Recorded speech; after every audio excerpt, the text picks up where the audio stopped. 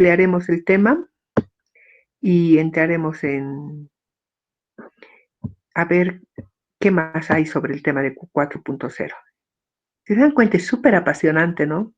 Y cuando vayamos a analizar cuáles son los efectos, ¿sabes?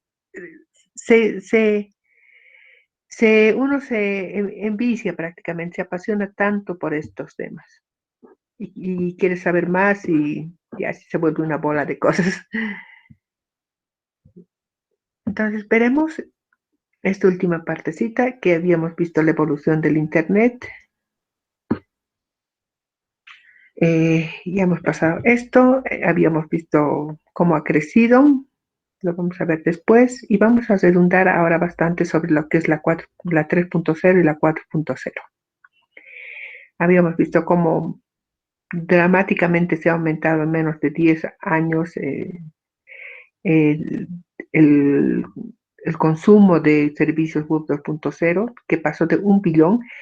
En realidad, esto está en inglés. Ay, perdón. Esto está en inglés y dice billón. Para nosotros, billón sería muy grande. Como la equivalencia en inglés, la traducción no es la misma. Para nosotros sería 1.000 millones. 1.000 millones de usuarios globales. Y en el caso del 2016 sería 8.000 millones de usuarios. O sea, esa es la proporción. No, en nuestro caso, en nuestro idioma, el billón no es el equivalente. Y es así, ¿no? Como ha crecido a 8.000 millones.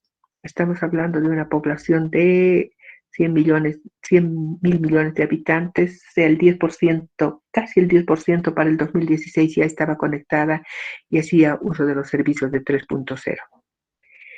Sin embargo, esto no quiere decir que eran 8.000 millones de personas conectadas, sino quiere decir que existen 8.000 millones de cuentas conectadas.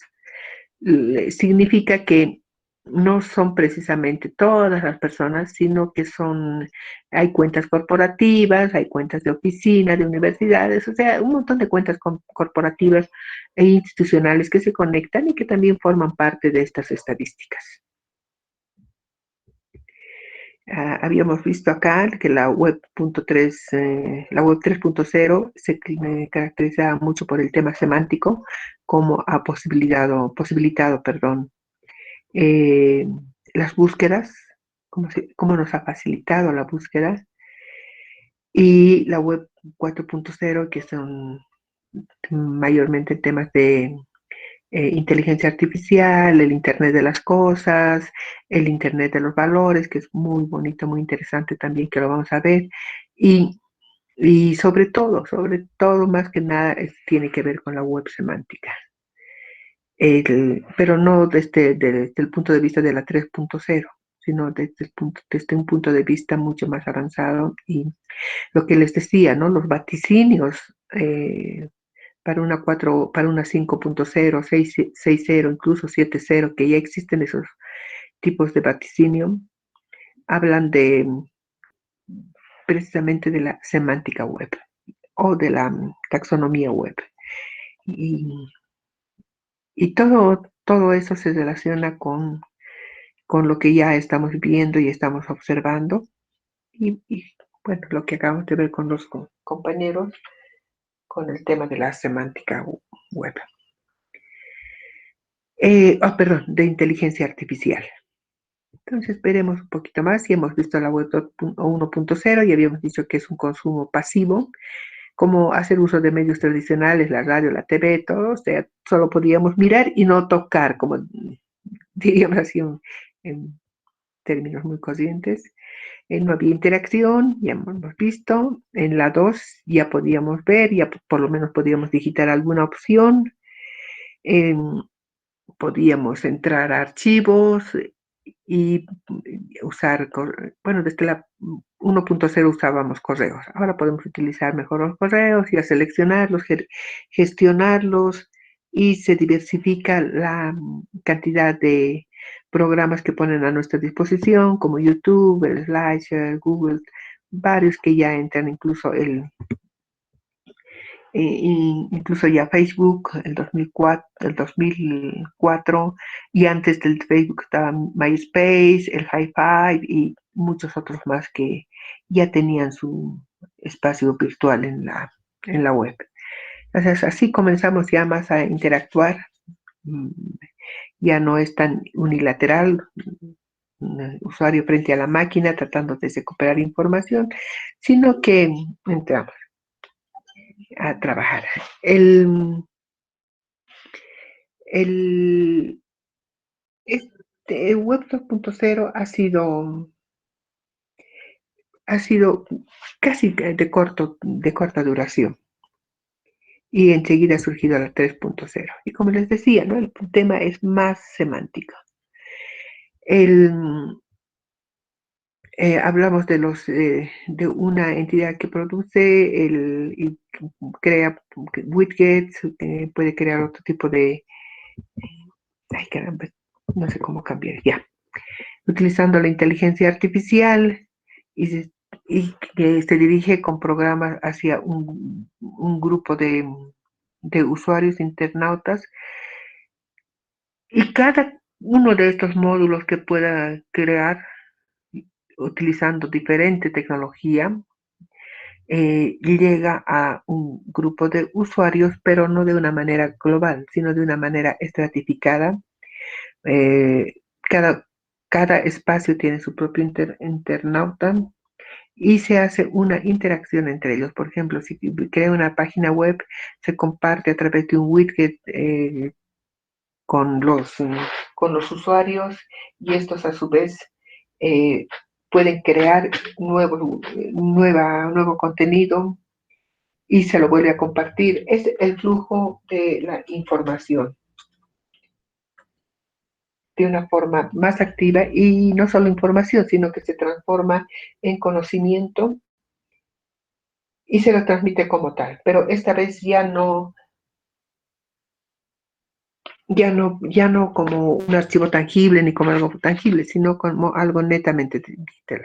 Entonces estos usuarios, estos internautas crean sus propios widgets, que puede ser un blog, un archivo, una cuenta en Facebook, un video en YouTube, una pequeña base de datos, etcétera, y se va distribuyendo. Y ahí se conforma una red sin pensar, o sea, una red casi invisible, una, más que una red, una telaraña de comunicación, donde todos lanzan, de todos reciben y todos comparten, pero no de una forma ordenada ni sistematizada. Y les había comentado que cuando se lo hace de una forma sistematizada, ordenada, estructurada, ya se constituyen las comunidades virtuales. Mientras tanto, todos somos parte de una red, pero una red social sin estructura. ¿Por qué decía aquí es tan importante la semántica? Por por las condiciones que nos ha puesto la web 3.0 para hacer las búsquedas, para las interacciones. Habíamos hablado, lo podemos agrandar, ampliar ahora, lo que es la web semántica o la semántica web, que es simplemente el uso de una terminología corriente, una terminología que se lo usa a diario. Eso está entre el lenguaje formal, el lenguaje informal, el lenguaje técnico, el lenguaje no técnico, el lenguaje diario, lo que se conocería, que se conoce, perdón, como las folksonomías. Eh, la palabra mismo lo dice, folks es algo cultural, algo cotidiano, y nomía son la nominación, nombres, ¿no? Folksonomía. Entonces es algo, tú puedes buscar con un término muy corriente y encontrar decenas de miles del término, o sea, palabras que se relacionan con el término. Y es porque así trabaja la web semántica y, y las folksonomías. O sea, ¿qué quiere decir la folksonomía? Cuando ustedes estén más adelante y vean otras materias, Otras materias o materias relacionadas con lo que es la clasificación, la catalogación de los libros, del material bibliográfico o archivo, para ver que nosotros estructuramos la información.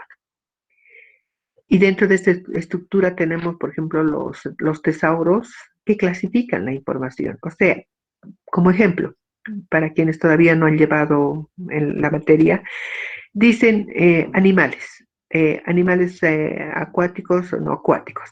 Ya es una característica. Animales acuáticos.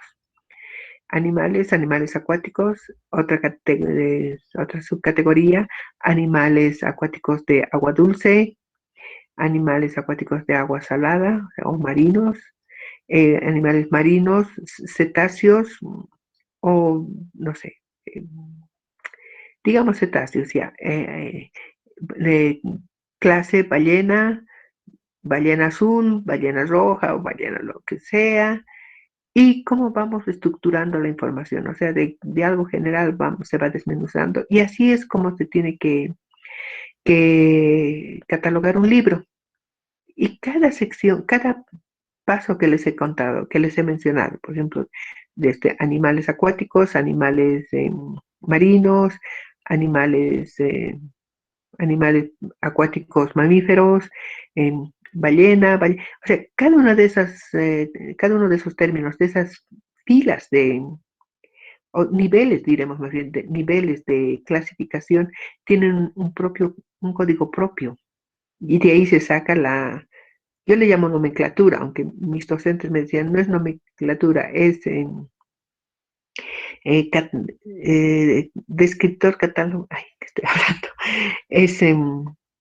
Es el descriptor, ¿cómo se llama? El descriptor bibliográfico. Pero bueno, la nomenclatura está conformada por caracteres, por caracteres numerales y alfabéticos, y para lo que se utilice es otra cosa, ¿no? Pero bueno, refiriéndonos términos, en términos de bibliotecarios, es eso lo que se utiliza. Entonces, esa estratificación en niveles de la información es como se utiliza el bibliotecario. Por eso en las fichas bibliográficas se encuentra fácilmente de esa forma. Lo que no sucede en la web. En la web está todo desordenado, como si hubieran abierto una caja y hubieran metido libros, cuadernos, bolígrafos y todo, pero la máquina automáticamente sabe en qué momento buscar y cómo encontrar. Es así como se maneja,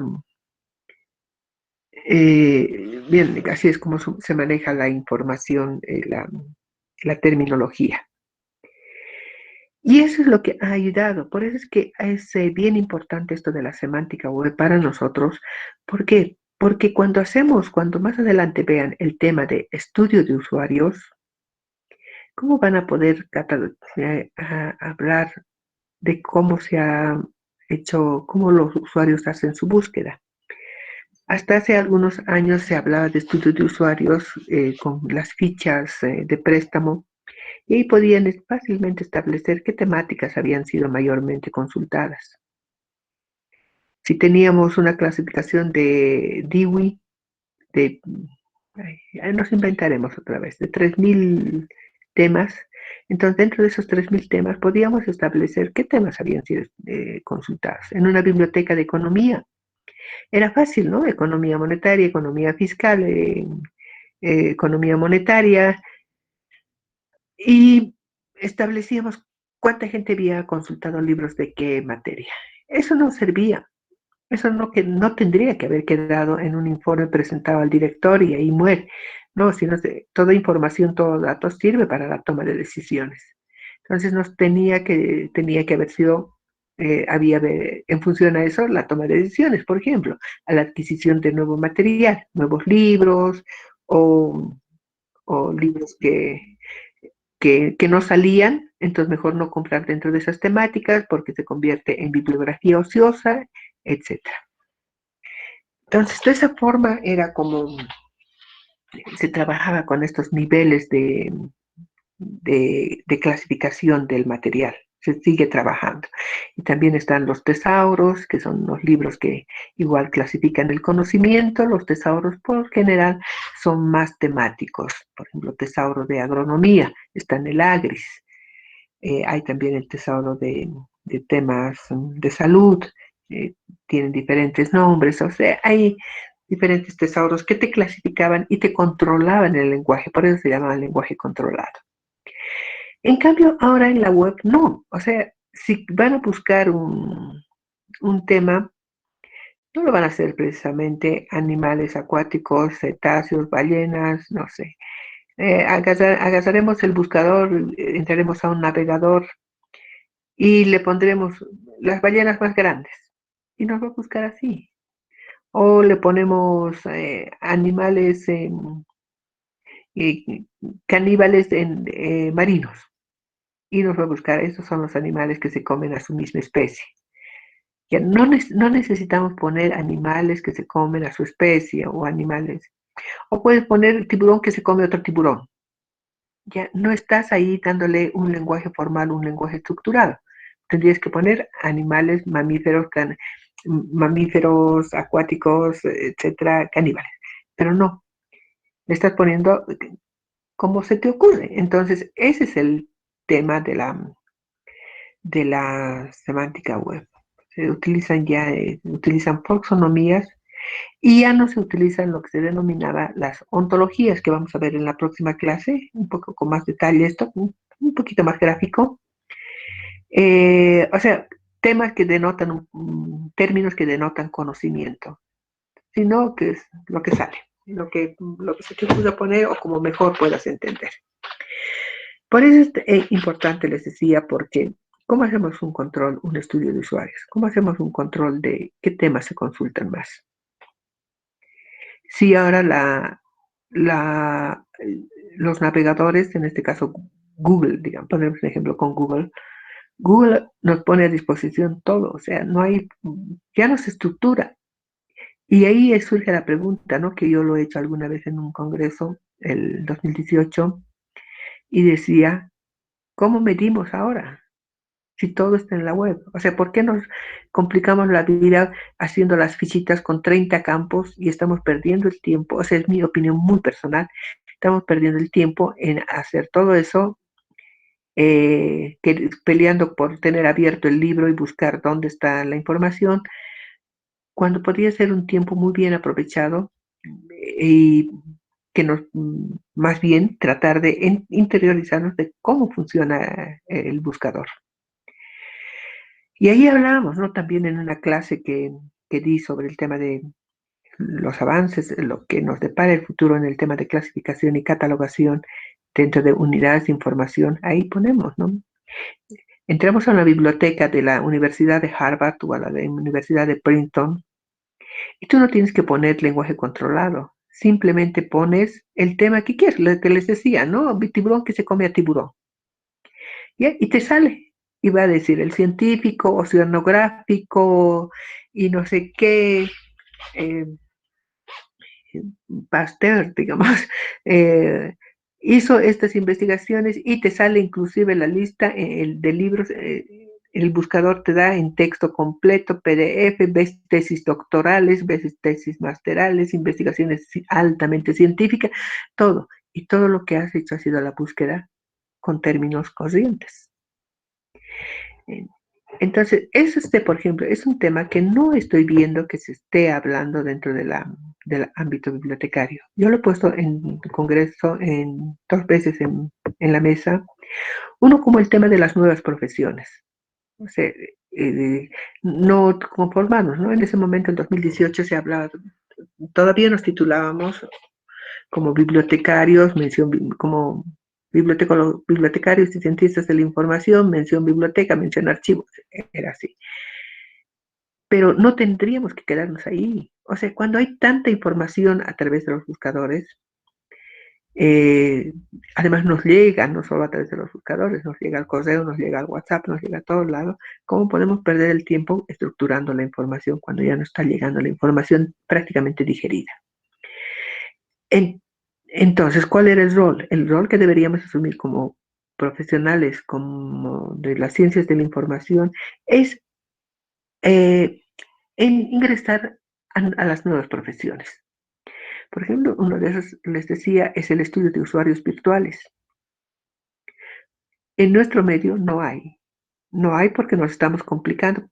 Les recomiendo que participen en los congresos de nuestra área y vean el grado de avance de nuestros profesionales. Y sean críticos. No criticones, pero sí análisis crítico. Y veamos, o sea, no es decir, pero esto es muy básico o poco básico o que me están hablando, sino decir, acá no han tocado el tema de usuarios virtuales. Ya, para la próxima yo investigo y yo presento, como han hecho nuestros compañeros ahora, y como va a ser mañana nuestra otra compañera, y pasado ya tenemos programados 3. Entonces, no hay, falta esto, no nos está llegando, hagamos. Y ahí se van a dar cuenta que no estamos avanzando en el tema, y es necesario. Por eso vuelvo a reiterar que el tema de la semántica web me ha movido y creo que por ahí tenemos que hablar. No solo a mí, sino en las investigaciones internacionales van a ver que se da mucho énfasis a esto. Pero a la par, cuando vamos a entrar a la... Ay, lo he congelado otra vez. Cuando vamos a entrar al tema de la web 4.0, ahí vamos a ver qué tan importante era el lenguaje. Bueno, estas son las diferencias que en cuanto lo compartamos ya lo van a ver o ustedes lo van a ver en la web. Las diferencias entre lo que son los browsers o lo que son los, eh, que les decía, navegadores eh, para almacenaje o para conservar, cómo ha ido cambiando. Las videollamadas, antes hablamos del Skype, ahora hablamos de muchos, el Experti que no conocemos acá todavía, los sistemas operativos, las redes sociales, como tenemos muchos otros más, y lo vamos a ir desmenuzando ya en su momento. Entonces, pasando y hablando de la 4.0, aquí. La 3.0 decimos que es muy importante para, por el tema de la web semántica, como les decía, y cómo a nosotros nos afecta directamente. O sea, en un lenguaje estándar, tipos de participantes diferentes, llamada también web 3D, no sé si sabían eso, se llama también la 3D. Se puede personalizar o transformar la estructura, o sea, todos los programas que hay a través, que lo podemos descargar, que podemos descargarlos a través de la 3D, lo podemos personalizar. Eso es lo que se hace, ¿no? Descargamos un blogger y podemos hacer nuestra página web, nuestro blog. Lo mismo sucederá con WordPress u otras herramientas que nos dan. Se hace más fácil realizar modificaciones, dice pues, posibles de evolución si se combinan dos, o sea, es entonces herramientas, se pueden hacer miles de cosas. Cuando hablamos de la web 4.0, como también lo vimos con nuestros compañeros, estamos hablando de la web inteligente porque utiliza mucho de lo que es la inteligencia artificial. El, el, ¿Cuál es lo más importante? Como nos dijo también nuestra compañera, es la presencia en todo lado. Habló del ejemplo de los aviones, etcétera, aunque tiene sus bemoles, por ejemplo, ese uso por el tema de interferencia con los controladores de un avión. Sin embargo, todo avión tiene bueno, por lo menos las líneas aéreas grandes, eh, debieron tal vez leer, que tienen una pequeña antena, no es una antena protuberante porque corre el riesgo de los rayos, pero tiene una antena que se comunica directamente a los servicios satelitales. Por eso es que ellos tienen internet, pueden tener internet y se puede acceder. Pero por temas de seguridad y para prever cualquier tipo de alteraciones en sus controladores no lo hacen público. Pero en los privados obviamente tienen. Entonces saben que el avión del presidente de nuestro país, el anterior presidente, tenía su conexión a internet, obviamente vía satélite, que es que llega a todo lado. Por eso se dice que tiene o va a llegar, va a tener una presencia omnipresente, va a tener una ubicuidad que va a estar donde sea. Bueno, dependiendo también qué país permite o fomenta a que cierta tecnología llegue a diferentes lugares, a diferentes territorios para lograr esto. Entonces ahí estamos hablando de la web ubicua, ¿no? O la web omnipresente. En la web 4.0 quiere unir la inteligencia, personas y cosas para la toma de decisiones. Lo que les decía hace rato con un ejemplo, aunque diferente, cuando medimos algo, esa medición nos da los datos y si hacemos análisis de datos, ¿qué obtenemos? La toma de decisiones. Con un ejemplo bien básico les había hecho, si antes se medía, que se medía con las fichas de préstamo, con las tarjetitas de boletitas de préstamo, qué libro había sido mayormente consultado. Y teníamos que se había consultado, digamos, eh, archivo, bibliotecas, etcétera. Y sobre el tema de econometría, o no se llama econometría, bibliometría, no se había tomado, nunca se había consultado, o dos veces, dos libros. Entonces ahí se hace un análisis y se toman las decisiones. ¿Cómo lo hacemos? Vemos por qué no se ha consultado ningún libro de econometría. Uno, es que el profesor no lo ha puesto en la bibliografía y era suficiente lo que él dictaba, o de lo contrario, los libros que teníamos de econometría, no es econometría, de bibliometría eran tan básicos y tan poco actualizados que preferían descargar de la web. O tercero, todo se encuentra en la web, no necesitamos comprar. Entonces compramos lo que sí salió. Entonces, ese tipo de toma de decisiones es la que vamos haciendo. Y otro tema de la página web son las acciones, las actividades en tiempo real. Por ejemplo, estas clases que estamos haciendo, el hecho de que podamos compartir un archivo, podamos ver, otro pueda compartir un video, insertar un mismo video en la presentación y todo eso, no es parte de la 3.0, es de la 4, es ya de la 4.0, porque podemos tener más actividad y nos involucramos más con los participantes y con quienes organizan la participación. Esa es la 4.0. Resumiendo un poco, la 1 era completamente informativa, la 2 era, la web 2.2 era colaborativa porque ya podíamos entrar eh, a, a, poner, a buscar, ¿cómo les digo? Ya podíamos participar dentro y obteníamos lo que queríamos, pero ya de manera selectiva. No estábamos obligados a leer un texto enorme para encontrar lo que queríamos. Y la 3 es la web semántica, lo que les decía, por qué es tan importante. Y la 4.5 es purposive, o sea que quiere decir que está hecho para diferentes fines, o sea, como deliberada a propósito, más o menos es como traduciríamos, ¿no? Si alguien maneja mejor inglés. El, es una web inteligente, porque está hecho para cada situación, está elaborada para cada situación. Es así como hemos ido avanzando de algo pequeño, más grande, y ahora estamos trabajando en una web muy grande. O dicho de otra forma, la 1.0 era la difusión de contenido, la 2.0 participación moderada o parcial del usuario. Y la 3 ya con la web semántica una participación muy activa de parte del usuario, y de la 4.0 ya es una participación inteligente, web de las cosas más, es la utilización pero para los propósitos que al usuario le convenga.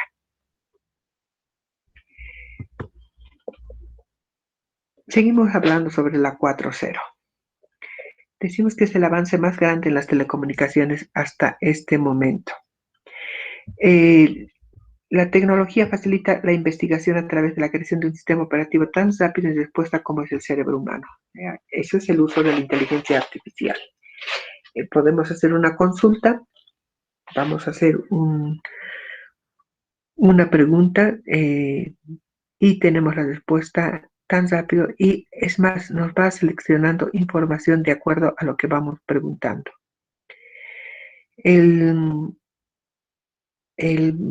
Por ejemplo, para difundir, para hacer una presentación para este curso, he ido investigando que era, bueno, en realidad, casi esto, lo que hay que hacer es suscribirse, entonces te va llegando y no tienes que investigar muy grande, sino lo vas teniendo al día, y lo único que haces es una condensación de todo lo que has recibido, de cosas que has investigado, que sabes, que conoces, y la expertise que te ha dado, y construyes la información.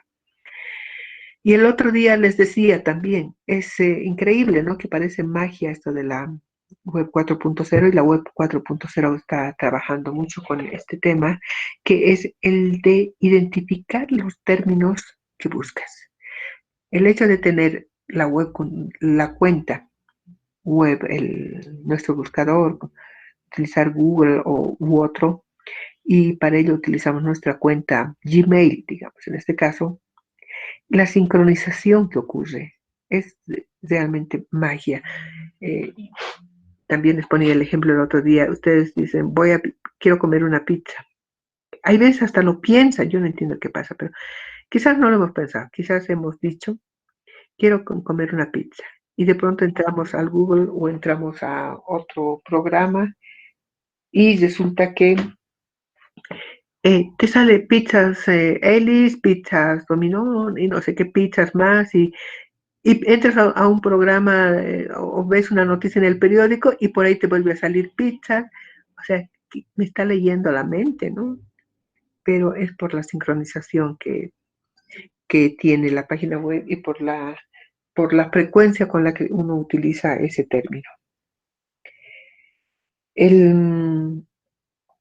Es así como esto funciona en la 4.0, en ese tema del uso de la terminología de la web. Otra característica les había dicho, que es lo que estamos haciendo ahora, ¿no? La sincronización o la integración en tiempo real. Esto ya no es magia, es una realidad.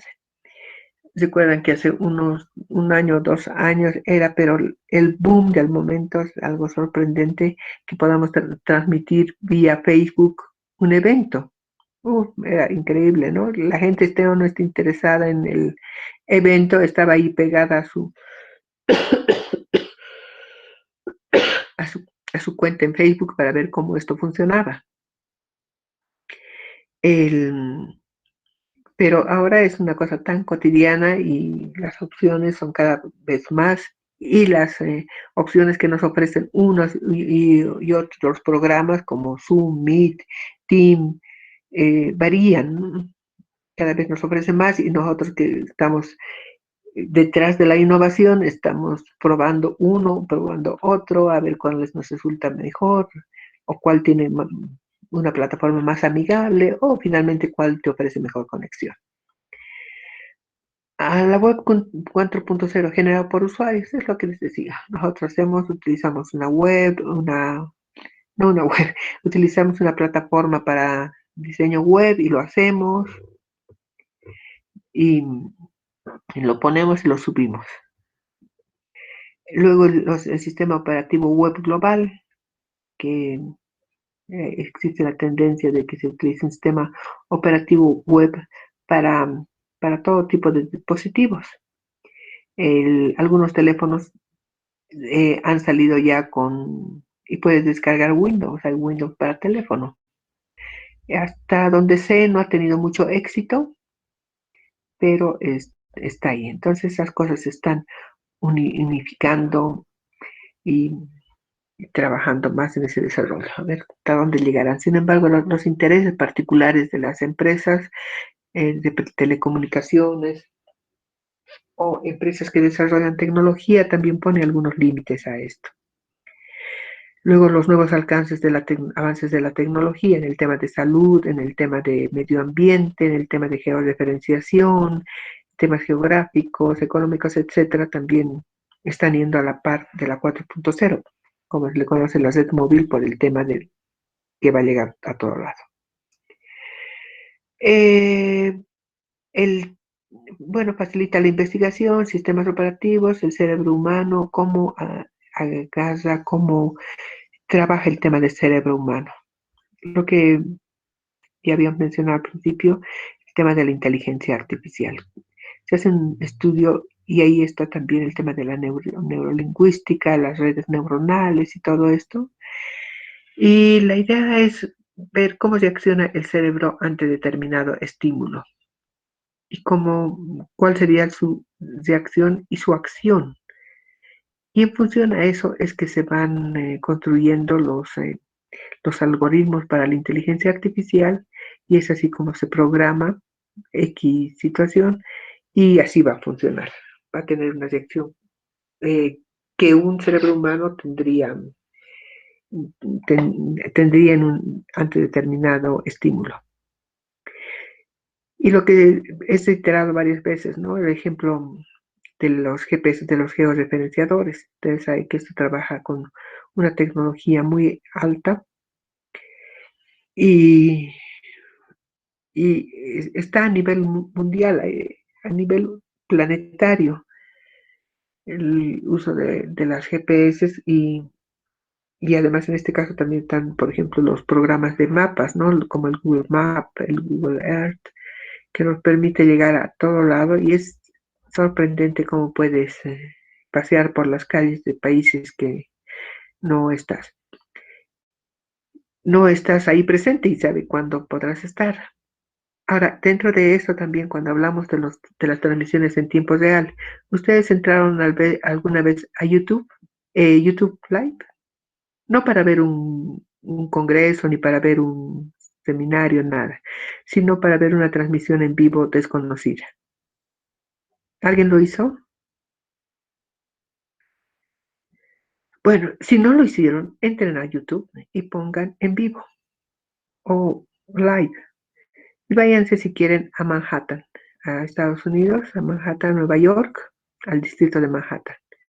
En el distrito de Manhattan hay cámaras de televisión que son por seguridad o por lo que sea.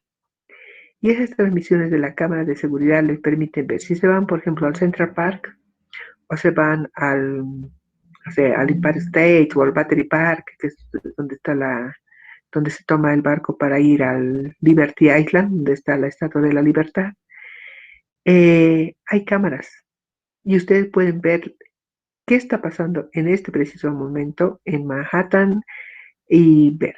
También está por la Torre Eiffel en Francia, en Japón, y hay diferentes lugares que ustedes buscan y se está transmitiendo en vivo. Y no lo has pedido nada, sino que son cámaras de seguridad que te están transmitiendo en vivo a través de YouTube. Es súper bonito, bien. Ahí me encanta. He visto la ópera de Sydney en Australia y bueno, mil cosas. O sea, elementos que te abren la mente a realidades diferentes y más que nada, ¿no? Desde el punto de vista de ver tecnologías, cómo se puede utilizar. Les sugiero denle una miradita, les va, les va a gustar, ya no sorprender, pero les va a gustar.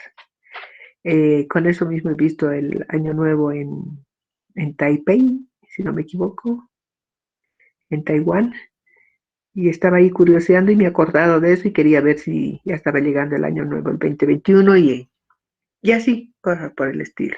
Entonces, esa es la web 4.0 que nos va a dar los grandes cambios.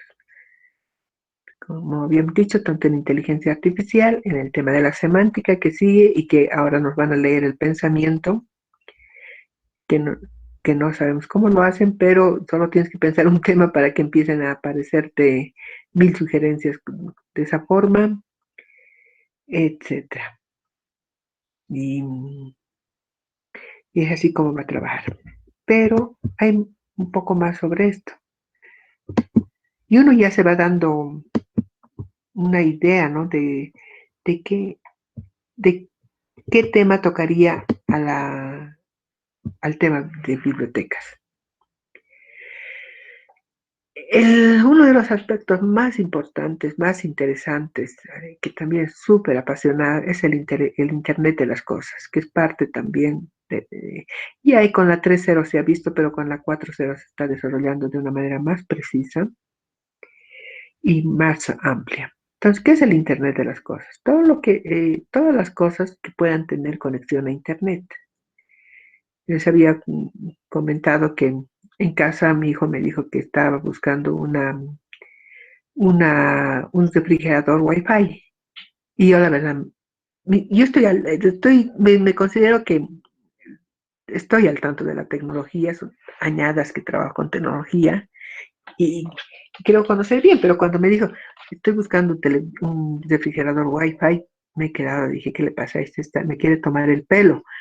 Pero luego cuando me he quedado pensando, claro, y dije, ¿y la domótica para qué es? Ah, ya entendí. Entonces, ese es el Internet de las cosas, ¿no? Todos muchos aparatos electrónicos de hogar ya tienen conexión a Wi-Fi. ¿Esto con qué fin? Con el fin de controlarlos. O sea, como las aplicaciones tienen conexión con el Wi-Fi, en tu casa tienes un programa o instalas un programa que te permite controlar diferentes cosas. Si te has ido de viaje y has dejado tu refrigerador a cierta temperatura porque quieres llegar directamente a consumir tu carne y que no esté congeladísima, entonces lo has dejado programado de una forma. Y 24 horas, 12 horas, no sé, antes que llegues, tu refrigerador va a cambiar de temperatura y donde has dejado va a descongelar tu carne. Llegas y tu carne ya está descongelada. O de lo contrario, tu viaje se ha prolongado más, no puedes regresar y tú puedes cambiar esa opción. Lo mismo pasa, te tocan la puerta, tú no estás en tu casa, pero puedes contestar con la cámara que está en la puerta y puedes hablar con la persona. O sea, hablar con la persona del otro lado, que si no conoce esa tecnología va a pensar que está hablando con una persona que está detrás de la puerta, pero tú lo puedes hacer a través de tu celular. Entonces, todos esos avances que son parte de la domótica, es lo que constituye el Internet de las cosas. Tenemos, ya les dije, refrigeradores, microondas, ni qué decir los celulares, obviamente, ventiladores, la ducha, la plancha, las luces, ni qué decir las luces, ¿no? Los puedes programar y tú desde donde estés puedes estar no sé, en Dubai y puedes controlar las luces de tu casa acá, encenderlas a cierta hora y para que si hay alguien merodeando tu casa no diga, todos los días a las 8 en punto abre, esto es sospechoso, lo ha debido programar, no, mañana enciendes las luces más tempranito, más tardecita, también el control de las cortinas y una forma súper interesante de controlar. Puedes dejar tu sopa en el microondas y estás llegando a tu casa y quieres llegar directamente a comer, enciendes el microondas con tu teléfono, con tu aplicación. O sea, ese es el Internet de las cosas en el entorno domótico, o sea, en el entorno de un hogar. Y esto con la 4.0 se ha desarrollado más. Lo mismo pasa en las oficinas. Podemos sacar, tenemos todo lo que puedes controlar, ventanas, puertas, luces, poner alarmas de seguridad, quitarlas también, etcétera, etcétera. Hace un tiempo, si tú tenías un sistema de alarma, un sensor de alarma, por tu mala suerte, un gato o un ratón o lo que sea, hacía que se active la bocina de seguridad. Tú no podías apagarlo y tenías que ir o pedir a alguien que corra a apagarlo y todo eso. Y ahora con las aplicaciones web, con las aplicaciones a través del celular, si eso sucede, inmediatamente puedes apagar. Revisas qué cámara está enfocando qué, y si no hay peligro, puedes apagar las alarmas. Y, y ahí está. Y lo mismo en las oficinas, en diferentes ambientes. Controlas absolutamente todo. ¿Y cómo nos llegaría eso a las bibliotecas? O sea, ¿cómo controlamos?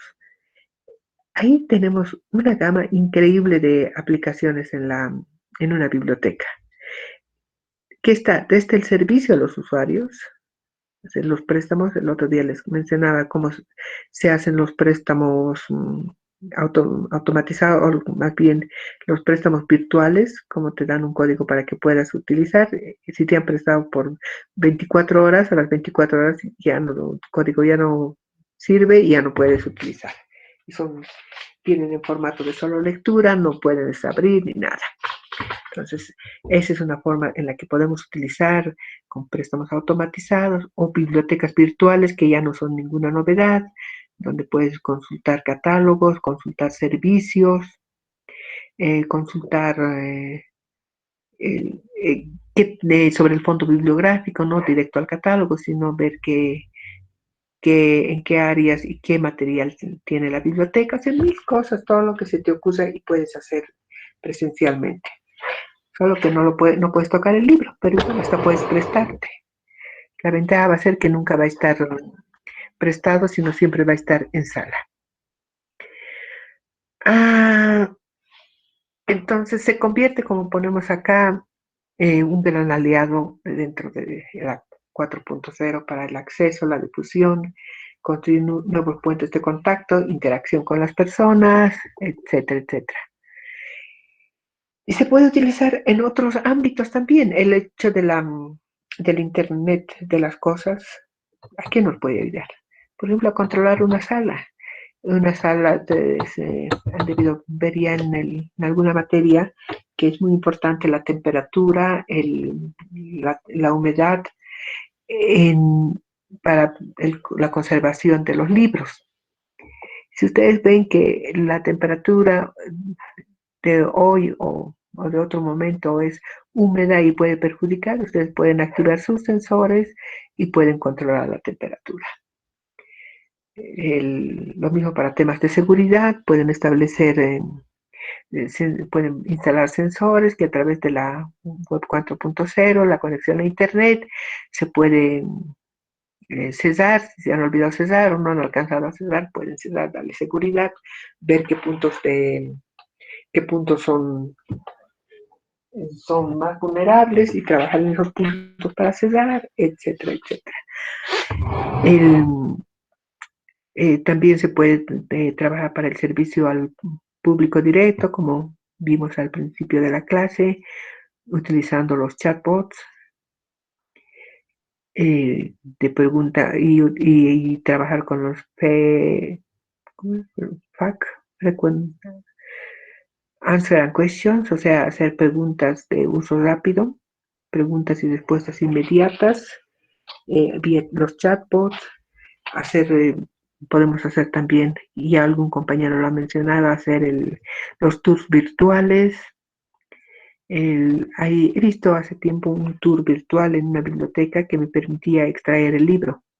Eso ya es un videíto, ¿no?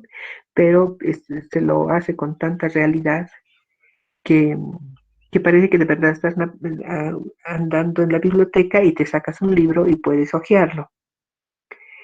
El acceso hasta el video puede ser un video, hasta el video, digo, hasta la estantería puede ser un videíto, pero ya lo otro ya son enlaces con la ubicación de los libros y un sinfín de cosas que nos da lugar a un paseo virtual y a consultar un libro.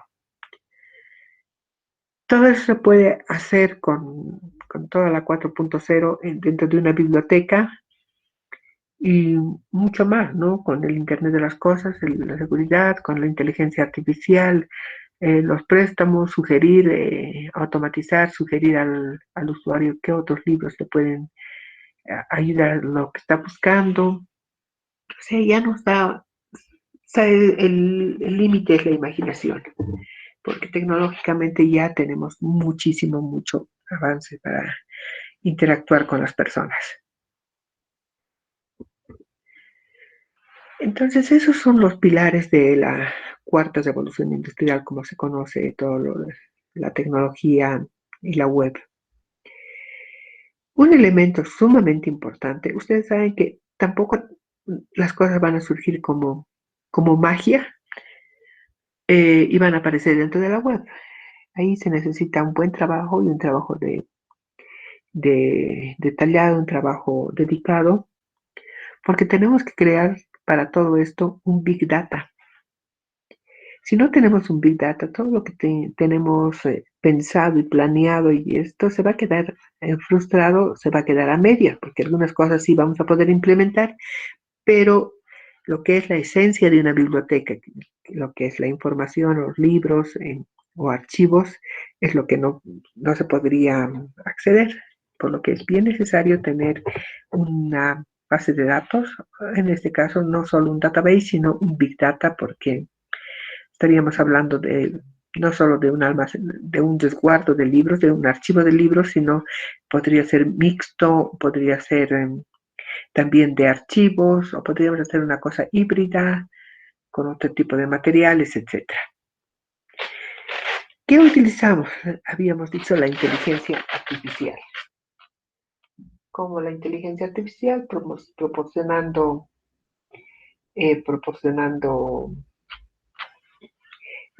algunos servicios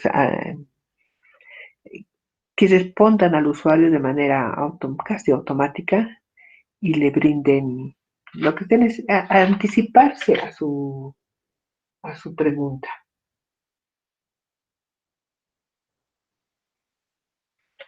Luego tendríamos el Internet de las cosas que hemos visto, cómo se puede controlar en temas de seguridad, en temas de incluso de servicios, de todo. Y lo que les comentaba hace rato, lo que está muy de moda ahora es una nueva tendencia que es el blockchain. ¿Qué significa una cadena bloqueada? O sea, ¿esto para qué es? Para eliminar datos, no, para eliminar ¿cómo se llama? Intermediarios innecesarios. Un ejemplo bien presente es el hecho de los bancos, que para hacer una transacción bancaria lo que siempre se hace es utilizar los servicios de un banco. En este caso, las transacciones se las haría directamente vía, vía directa con otro usuario con el que queremos hacer transacciones, etcétera. Obviamente esto tiene grandes, como está iniciándose en el tema financiero, tiene grandes riesgos, ¿no? Porque se puede, quizás con el más riesgo de intervenir la cuenta o de hackear la cuenta y vaciar cuentas, etcétera. O sea, tiene sus riesgos, pero ya es una condición a la que ya se ha llevado. Es, sin embargo, este blockchain tiene pensado varias cosas, ¿no? Como la otorgación de una certificación, y se hacen de alguna forma en un poco los gestores y te dan esa seguridad de que no puede ser. Pues seguramente tienen altos niveles de seguridad y todas esas cosas. Y en la biblioteca sí también se lo puede utilizar,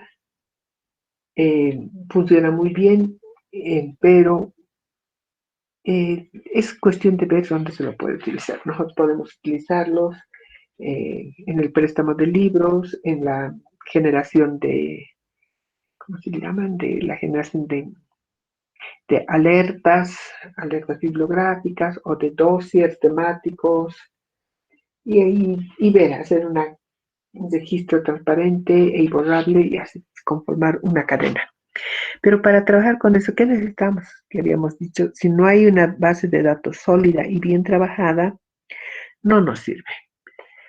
Si no hemos utilizado un control de calidad en el, en el vaciado de la información al Big Data, o sea, cuando estamos poniendo y registrando cada libro y ponemos título, autor, etcétera, etcétera, si hemos puesto algo mal, no nos va a leer. Quizás hasta por el tema de web semántica tal vez pueda leer omitiendo algún error, pero por lo general tienen que ser datos precisos y además por la reputación online de la entidad, ¿no? Tiene que introducir datos para que no queden ociosos y no sean ubicados por el sitio. Entonces, eso es lo que utilizaría la biblioteca, o sea, tiene de todo el espectro de la 4.0, puede utilizar prácticamente todo. Y Y acá no está, creo que no, sí, no está. Incluso ir mucho más allá con la utilización de la tecnología, con con 3D, el, cuando se trata de documentos valiosos, antiguos, que no tienen un duplicado, se escanea para su presentación en hologramas.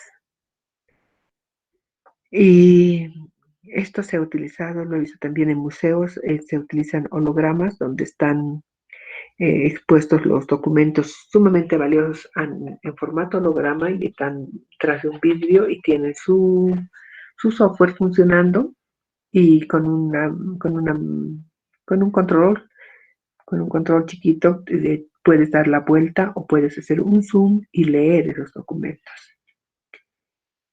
Esto ya está también vigente y esa es una forma de utilizar también el 4.0 dentro de la biblioteca.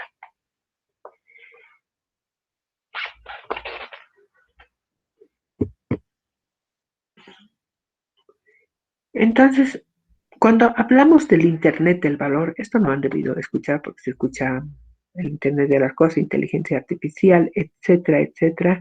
También tenemos que referirnos al Internet del valor. El otro día discutíamos en muy buenos términos con una compañera de cómo se debía manejar el lenguaje o la presentación o ver una cuenta dentro de una institución.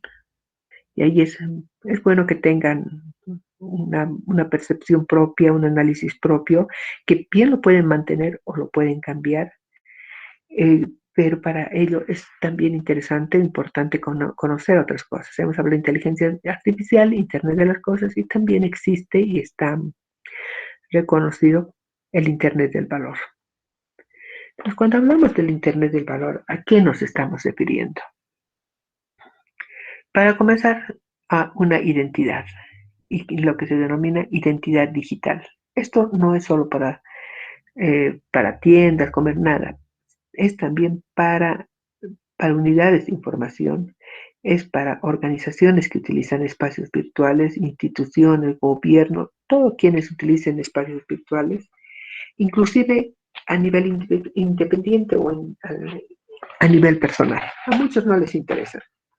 Pueden publicar cualquier cosa y todavía se sienten muy satisfechos y hacen gala de esto. ¿Qué está pasando ahora? El currículum vitae tradicional, clásico, que primero se mandaba en hojas impresas y luego ya se manda en formato PDF o en formato Word. Ese currículum clásico ya está prácticamente su uso se está restringiendo, porque las nuevas tendencias a nivel mundial han debido observar o escuchar o leer algún artículo que dice que el mejor referente para contratar a una persona es su Facebook. Y ahí conoces el Facebook, en la cuenta de la persona, no solo sus actividades, no solo sus inclinaciones, ni sus intereses profesionales, ni nada por el estilo, sino conoces también sus debilidades, sus fortalezas, sus intereses y sus emociones.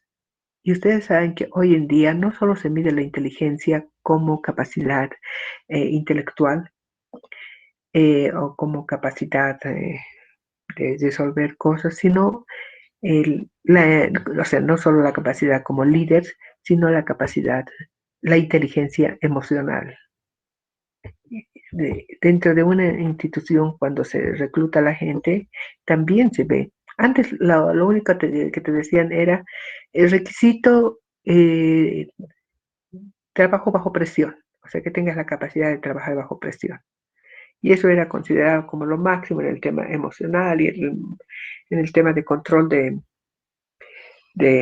emociones o de fortaleza de carácter, todas esas cosas. En cambio, ahora no. Por ejemplo, si tú vas publicando lamentaciones y que esto, si alguien te contrata y ve tu Facebook, te va a conocer mucho más fácil que en una entrevista de media hora. Mucho más rápido. Mucho más rápido. Y puede remontarse hasta la fecha que tú hayas puesto. Otra cosa, el hecho de poner, por ejemplo, eh, avatars, bueno, le llamaré avatars, aunque no son avatars, o seudónimos como gatita.0. No quiero contratar a una gatita, no quiero contratar a una profesional que tenga ciertas cualidades y formación académica muy alta. Y peor aún pasa con el, con el LinkedIn. Ese se ha vuelto un punto de consulta a nivel negocios, para trabajos online, para trabajos en entidades, por ejemplo, entidades acá como el BID, el Banco Mundial, que todos podemos llegar a trabajar a esos lugares, tienen esa forma. Lo primero que hacen es revisar. Algún dato a mí me han dado para reclutar a alguna persona, me han dado un currículum, por Dios, súper bien elaborado, pero cuando he hecho el contraste con sus medios sociales, se denotaba nomás, o había doble personalidad en esa señora, o en esa joven, o había doble personalidad y tenía dos formas de conducirse, o el currículum clásico era una sarta de mentiras. Entonces, de eso se trata cuando hablamos de identidad y la reputación de identidad. Y lo mismo sucede con la identidad de una institución. Les decía el otro día, no podemos tener como misión y visión la protección de los derechos humanos y dentro de nuestras cuentas estar dando palo porque eh, un grupo de mi preferencia estaba atacando al grupo que no me gusta, porque yo tengo ciertas tendencias. Eso pasa hasta a nivel organizacional. Entonces, ¿qué estamos haciendo ahí? Para quienes observan, están dañando su propia identidad digital. ¿A qué conlleva eso? A la falta de credibilidad. Hoy en día hay muchas instituciones que no gozan de la credibilidad y les dicen, ah, sí, como tú digas, ah, sí, como tú digas. Entonces, de eso se trata, la reputación. El capital social, ustedes saben que el capital social es el conjunto de valores, de principios, de los recursos que se tengan, de los recursos humanos, del conocimiento, de todo eso. Y la identidad, seguimos hablando de los activos de valor, el tema de testimonios. Ahora está muy de moda y en la práctica se lo utilizan. Nosotros tenemos que actuar súper mucho, digamos, en ese tema, es el tema de los testimonios o lo que se conoce como historias de vida. Las historias de vida, si quieres dar lugar a que crezca tu biblioteca, puedes poner testimonios de vida. ¿Qué son? Son videitos con testimonios de las personas. ¿Qué quiere decir? Por ejemplo, un estudiante que se haga titulado puede ayudarnos a hacer un video donde manifieste su testimonio y el agradecimiento o el reconocimiento que tiene hacia la unidad de información que le ha posibilitado y le ha ayudado en la elaboración de su tesis, que siempre ha contado con buenas prácticas, con buen trato, eh, que los estudiantes respetar los horarios, etcétera. Entonces ahí hay testimonios, ¿no? Y eso se constituye en un activo de valor para nuestra institución. Bueno, otro tema de activos de valor es la energía, que parecería que estamos nosotros al margen, pero cuando hablamos de los créditos de carbono, ¿ustedes han escuchado de los créditos de carbono en La Paz, en Bolivia?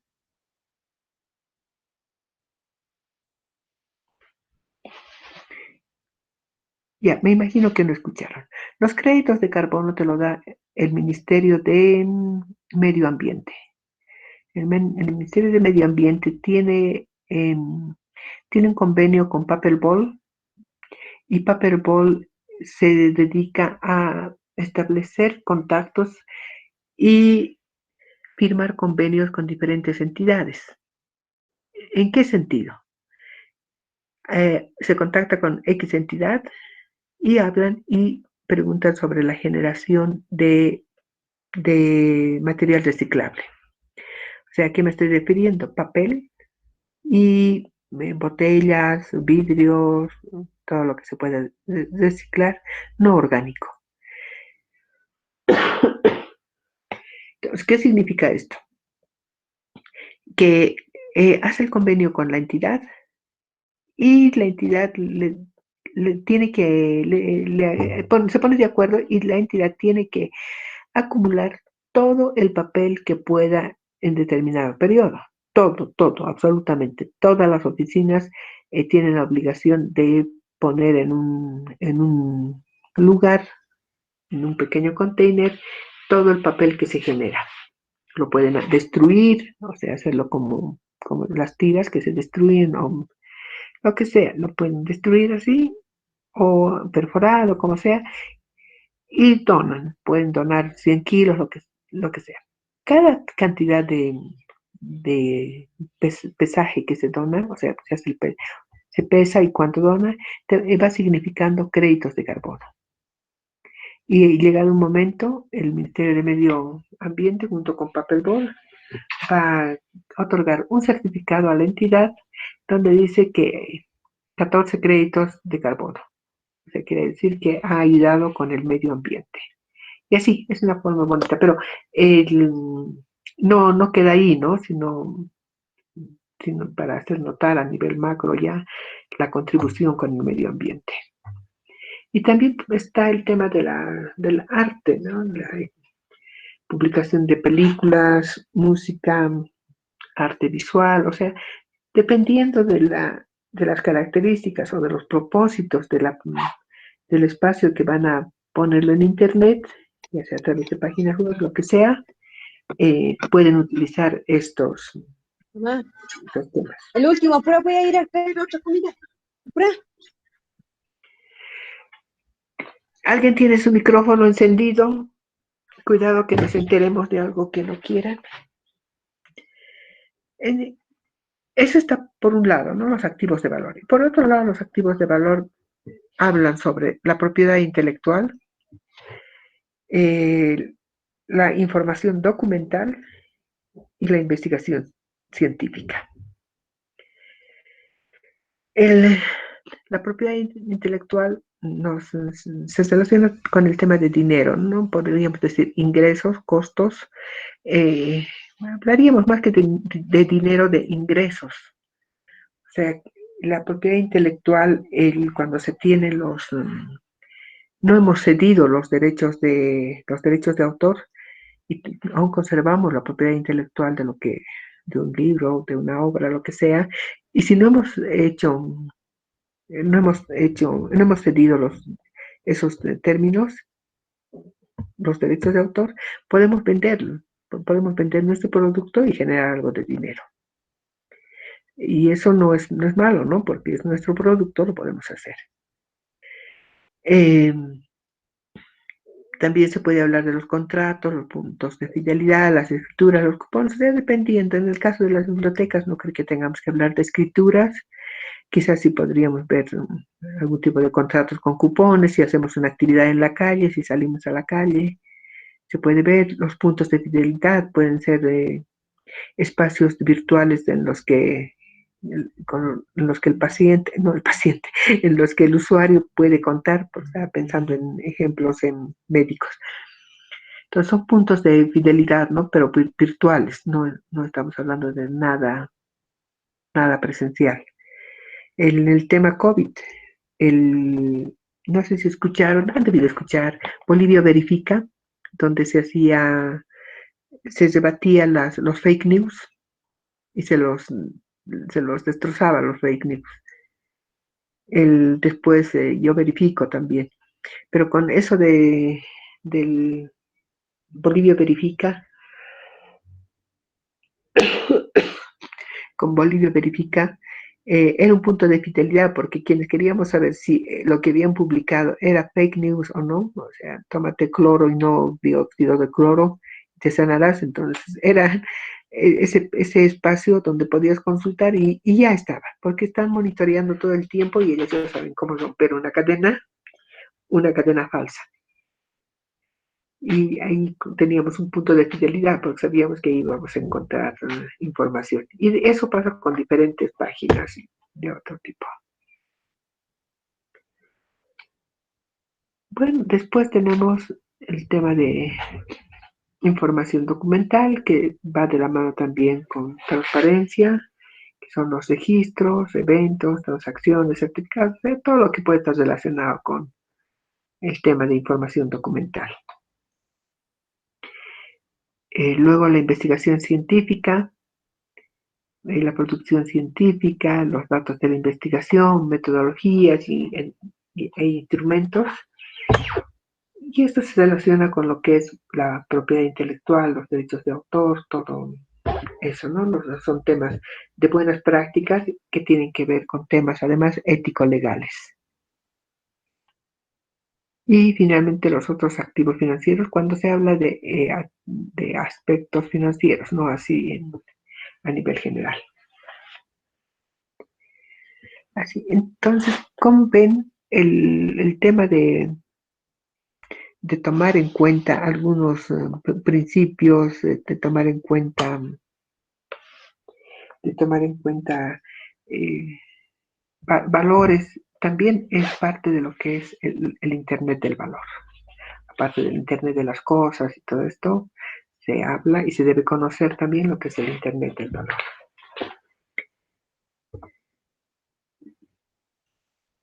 Y lo que nos interesa es el Internet de la información.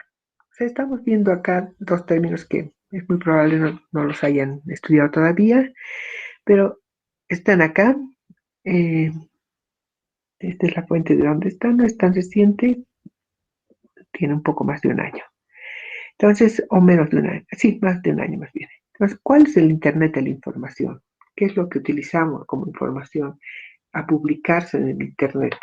Estamos hablando solo de la información, no estamos hablando de servicios ni nada que pueda tener una biblioteca. Hablamos de los archivos en PowerPoint, ya para capacitación, para lo que pueda servir, llevar conocimiento e información. Las imágenes, obviamente, los archivos PDF, los videos. Están los catálogos y bibliotecas digitales. También los correos electrónicos, los audios, las planillas de cálculos, las bases de datos y los documentos en texto. Entonces, esos son nuestros insumos. Algunos, pueden haber más, de nuestros insumos para armar o para que nuestro Internet o nuestra participación en una red, dentro de la 4.0 o dentro del Internet mismo, tenga los elementos que utiliza el Internet de la información. Seguro podríamos poner muchos más. Por ejemplo, los archivos 3D, ya podríamos crear una categoría, porque aquí hablamos de los archivos PDF, podemos hablar de los archivos en 3 dimensiones o de los hologramas. Ya aquí ya podemos ir diversificando, pero básicamente tendríamos que este es el Internet de la información.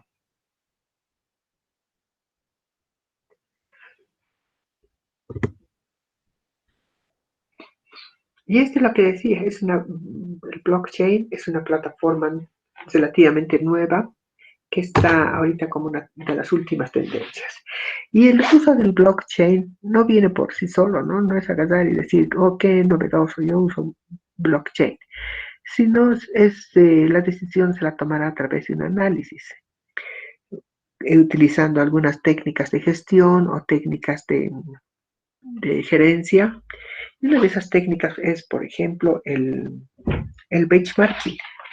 Ya lo van a ver más adelante en la materia de gerencia de unidades de información. Van a ver el benchmarking, que es una técnica, no es precisamente una técnica, podríamos decir que es una metodología. Es una metodología sencilla que lo que hace es hacer un análisis de nuestros pares, o sea, de otras bibliotecas del medio que tengan cierta relación o afinidad o por lo menos servicios y características comunes dentro de su fondo bibliográfico. Entonces, lo que se hace es pequeñas encuestas que los puedes ir a tomar en las bibliotecas o mandas a algún pasante para que lo haga, y toda la recolección de información se sistematiza y Y como dijimos hace un ratito, ¿no? Se hace la toma de decisiones ya en función a esos datos. Y ahí puede surgir que quieres utilizar el blockchain. Entonces, ¿qué es el blockchain? Es la cadena cerrada, bloqueada, y vamos a ver por qué. Entonces, ¿qué logramos? Cuando se utiliza el blockchain, utilizamos la transferencia de valor. No solo el material, sino toda nuestra transferencia de valor de todo lo que es el espacio virtual de la biblioteca. Transmisión a red de nodos distribuidos, o sea, si estamos trabajando en red, todos utilizaríamos el mismo espacio virtual, entonces podemos hacer transmisión a red de nodos distribuidos. La validación de comunidades, entrar un poco en el conocimiento y en el análisis para saber cómo está trabajando, ¿no? Que exista una prueba o una evidencia de en qué está trabajando. Eso es importante porque nos permite también hacer ajustes a todo nivel y, y además nos permite conocer en detalle el trabajo para motivar y para trabajar en línea o para trabajar en actividades paralelas, conociendo qué es lo que hace.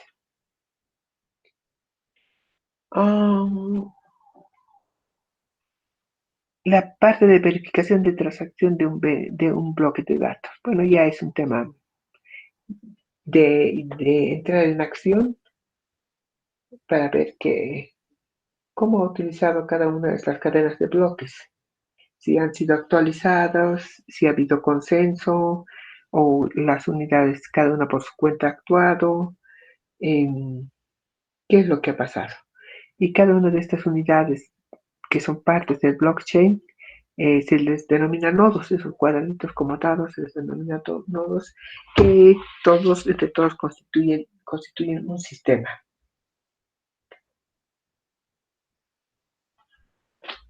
Y una vez que se trabaja con el blockchain, no se pueden retirar los datos, se quedan ahí de por vida. Luego el nuevo bloque se agrega a la cadena, si es que hubiera habido, referencia al bloque anterior, sello digital permanente, o sea, este mismo espacio nos pone el sello digital para utilizarlo de manera definida y tiene muchas otras cualidades, pero básicamente serían esas. Y en función de esto se puede sacar muchas más actividades y trabajarlos para constituirlo en un proyectito. Y esto es lo que vamos a leer mañana sobre lo que son las ontologías y la web semántica. Habíamos hablado de las taxonomías bastante, ahora vamos a hablar de las ontologías.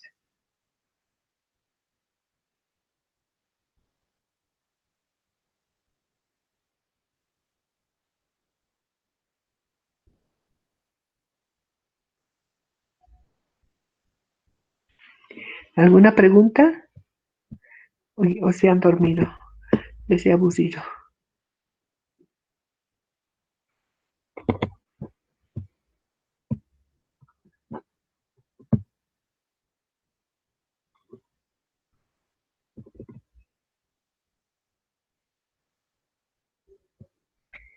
Bueno, me imagino que no hay ninguna pregunta.